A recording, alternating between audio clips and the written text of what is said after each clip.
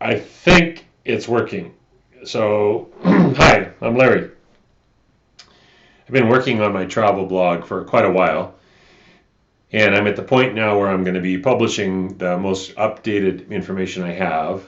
I want to do that this week and get that kind of complete before Christmas. So, I just wanted to put a little hello video on here to have you see who I am. I started traveling in the early 80s, actually. Even before that, I left the farm, drove to Kentucky, and that's what opened my eyes to this big world out there. Then I got to travel to conferences. I was on the track team. We went to events. I wound up going to Niagara Falls, New York to visit a family for Christmas and saw Niagara Falls frozen and Goat Island with the colored lights and all that sort of thing. So then I got the bug, and I think I didn't know till many, many years later when I was in Costa Rica, I met a man who's a retired music teacher. He was just singing my last name, and he was like, Prohaska! And then he looked at me, and he's like, do you know what that means? And he told me that in Czech, it literally means to go for a long walk or to walk about. And I'm like, aha! That's where it all came from. So I've had a lot of different adventures, and I started a blog about 12 years ago. I took a 2.5 month trip to Southeast Asia, went to look for wild orangutan in Sumatra, and traveled through northern Borneo, and was in Malaysia. Wound up going all the way through Sulawesi from the from the top north to the south, over to Komodo, back to Bali to see the healers and home. And originally, the travel blog was a way for my parents, who were still alive at that time, to tune in to what was going on in my life 15 hours ahead of them on the other side of the planet.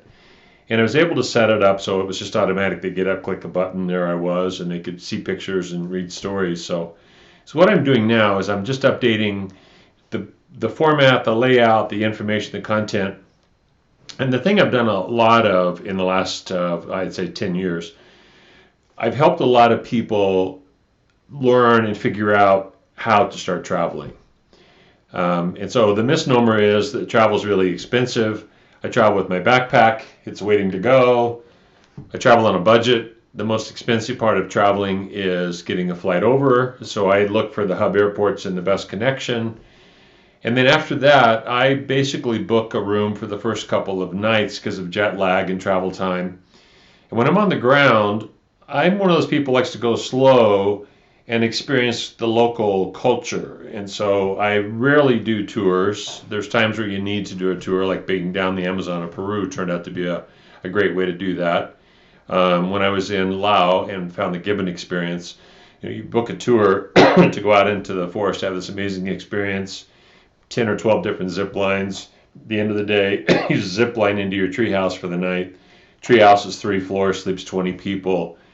And then they came early the next morning at 7 a.m. It was like, who wants to go play? So a group of us got to go out and just play on the zip lines.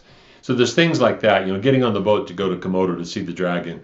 But by and large, I get on the ground, meet people, talk to people, listen, and start figuring out what experience do I want to have here in this culture. So whether that's food or history or beaches or what have you.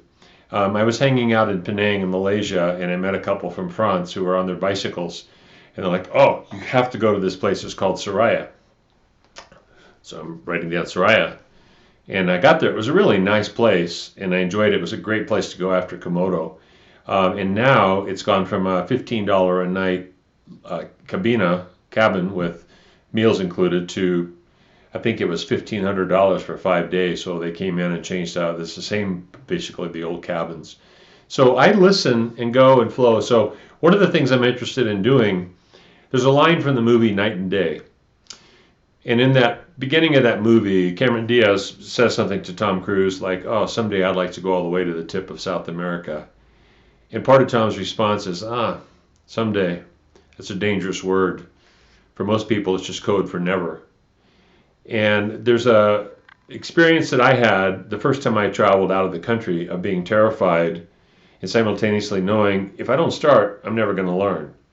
And so over the years, I feel comfortable putting myself just about any place on the planet and figuring out a way to make it work.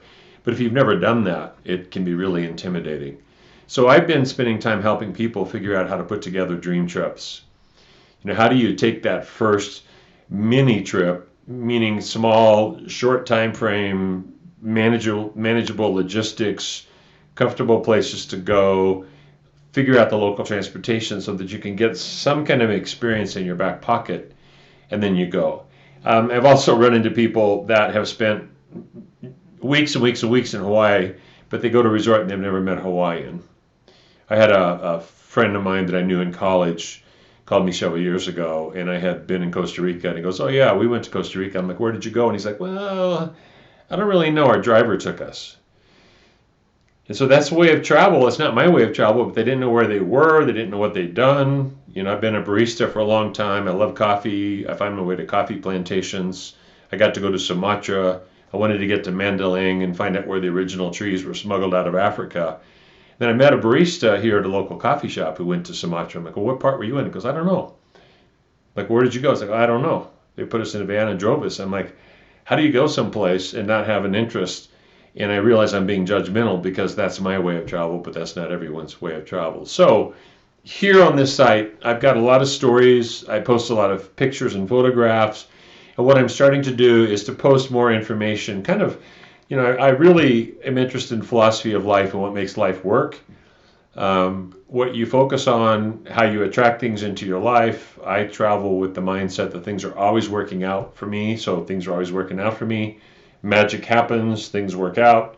So I'm just going to throw that out there as a hello and a welcome. If I can offer any information to be meaningful, useful, inspiring, encouraging to you, please let me know. And there's ways for you to be in touch, so who knows, maybe we'll meet around the world somewhere. Ciao.